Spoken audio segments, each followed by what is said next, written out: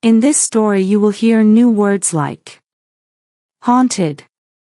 It's a place that people believe is visited by ghosts. Spooky.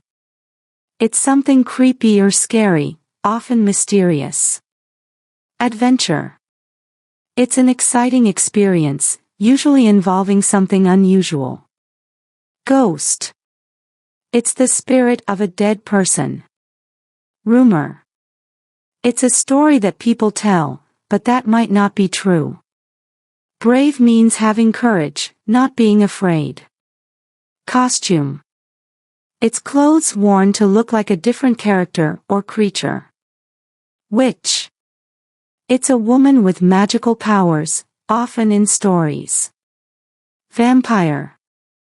It's a creature that drinks blood, often with fangs. Zombie. It's a dead person who comes back to life in stories, often looking scary. Creak. It's the sound made by something old or dry, like wood. Cobweb. It's spider webs, often found in old places. Eerie. It's strange and mysterious, sometimes scary. Figure. It's a shape or outline of a person. Relieved. It's a feeling relaxed after worrying. The haunted house on Maple Street. Once upon a time, in a small town, there was an old, spooky house on Maple Street that everyone avoided, especially on Halloween. People believed it was haunted, and no one dared to go near it. The house was big, dark, and covered in thick ivy. Its windows were cracked and dusty, and its walls were covered with cobwebs. It seemed that no one had lived there for many, many years. Rumor had it that a ghost, named Mr. Mortimer, haunted the house. He was said to be an old man who never left his house, even after he passed away. Some townspeople said they had seen a shadowy figure in the windows at night. Others claimed they heard strange noises coming from the house on Halloween night. But nobody knew for sure if the ghost was real. One chilly Halloween night, 3 friends, Lucy, Marco, and Sarah, decided to find out for themselves. They were brave, curious, and loved adventure. And besides, they thought it would make for the perfect Halloween story. Are you guys ready for the scariest Halloween of our lives? Lucy asked with a grin as they gathered in front of the house. Lucy was dressed as a witch, with a tall, pointed black hat and a long, dark cloak. She had even painted her face green for extra effect. Marco was a vampire, complete with fake fangs and a long, red and black cape. Sarah was a zombie, with tattered clothes, messy hair, and green face paint to make her look like she had come back from the grave. The friends stepped onto the creaky, wooden porch. A cold wind blew, making the wind chimes clink eerily. Marco took a deep breath and reached out to push the front door. It opened slowly with a loud creak, sending shivers down their spines. Inside, the house was dark, filled with shadows that danced along the walls. The air smelled musty, like it hadn't been touched in years. Cobwebs stretched across the doorways and corners, and dust covered every surface. They switched on their flashlights, making the shadows jump around the room.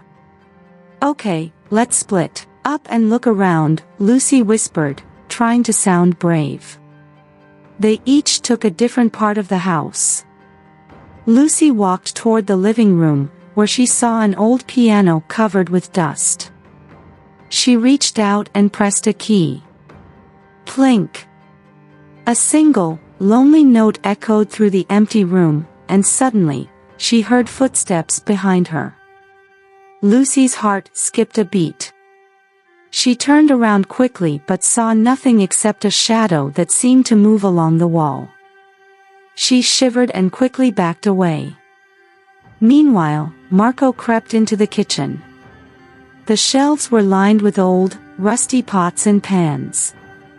Just as he was looking around, he heard a strange thud coming from the back of the kitchen. His flashlight shook in his hand as he aimed it toward the noise. Then, he saw it, a black cat with glowing yellow eyes, staring at him from the corner. "Ah!" Marco yelped, almost dropping his flashlight. The cat hissed at him and darted away down the hallway. Marco took a deep breath and laughed nervously. Just a cat, nothing to be scared of, he told himself. Sarah was exploring the stairs. The wooden steps creaked with every step she took. At the top, she saw a long hallway lined with old family portraits, their eyes seeming to follow her as she walked past. She opened the door to the attic and felt a rush of cold air. Inside, it was filled with old trunks, dusty furniture, and broken toys scattered on the floor. As she was looking around, she noticed something strange, a glowing light in the corner. She approached it slowly, her flashlight shining on a dusty old mirror. But the mirror was not reflecting her own face.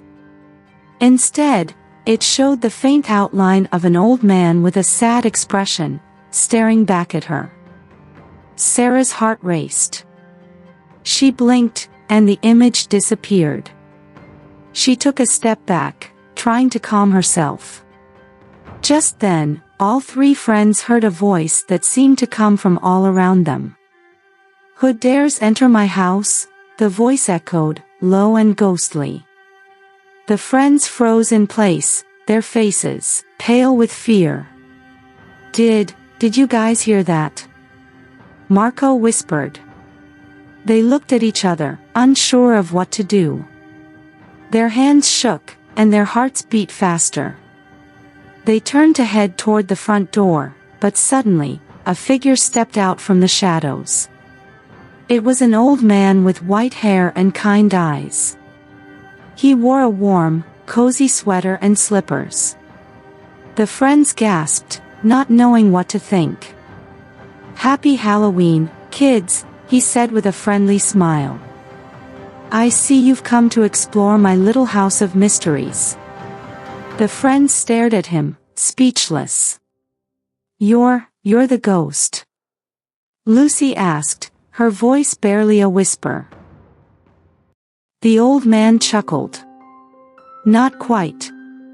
My name is Mr. Mortimer. I've lived here all my life. The stories of my ghostly presence are just tales I started many years ago to keep the Halloween spirit alive in town. Every Halloween, I play a little trick to give the kids a harmless fright." The friends looked at each other and burst out laughing, feeling both silly and relieved. Mr. Mortimer invited them to sit down, and he served them warm apple cider and homemade candy. He told them stories of the town's history, the people who used to live in the house, and his Halloween tricks over the years. As the friends listened, they realized that Mr. Mortimer wasn't scary at all. He was just a lonely old man who loved Halloween as much as they did. When it was time to go, the friends thanked Mr. Mortimer and promised to come back next Halloween. They left the house feeling happy, excited, and full of Halloween spirit. And as they walked back down Maple Street, they couldn't stop talking about their haunted house adventure. That Halloween night, they learned that sometimes the scariest things are just stories, and that the best adventures can happen when you face your fears. It was a Halloween they would never forget.